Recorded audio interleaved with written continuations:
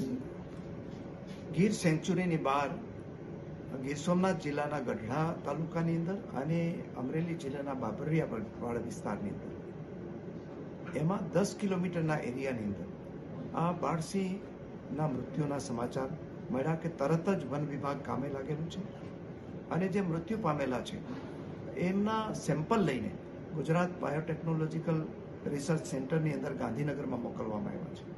સાચા કારણો એના પછી જાણવા મળશે, પરંતુ અત્યારે જે સિમ્પટમ જોઈને જે ટ્રીટમેન્ટ કરવી જોઈએ એ ટ્રીટમેન્ટ અને કાર્યવાહી ચાલુ છે. પ્રધાનમંત્રીશ્રીના કાર્યાલયમાંથી પણ સતત માર્ગદર્શન મળી રહ્યું છે. એ ઉપરાંત અહીંયા ગઈકાલે જ આપણા લોકપ્રિય મુખ્યમંત્રી શ્રી ભૂપેન્દ્રભાઈ પટેલ સાહેબે પણ અહીંયા ઉચ્ચ અધિકારીઓની મિટિંગ બોલાવીને એમણે જાણકારી મેળવીને જરૂરી માર્ગદર્શન પણ આપ્યું છે.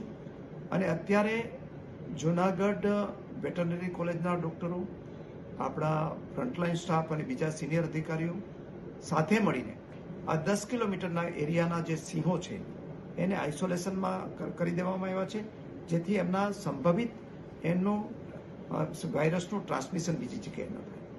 અને સામાન્ય રીતે આ બેબીસીઆર વાયરસ છે એ ઈતરડી નામની એક જીવાત છે જે પશુઓમાં જોવા મળે છે, એનાથી થતી હોય છે.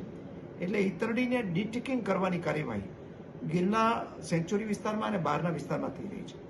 એ ઉપરાંત બીજા જરૂરી જે પ્રિવેન્ટિવ મેઝર છે, મેડિકલ મેઝર, એ લઈ રહ્યા છે.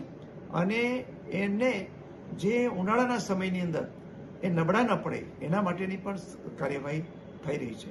અને હું માનું છું કે આપણા વન વિભાગના કર્મચારીઓ અને બીજા બધાના સહયોગથી આપણે આ જે છે સંભવિત ભય છે એમાંથી ચોક્કસપણે બહાર આવી જઈશું.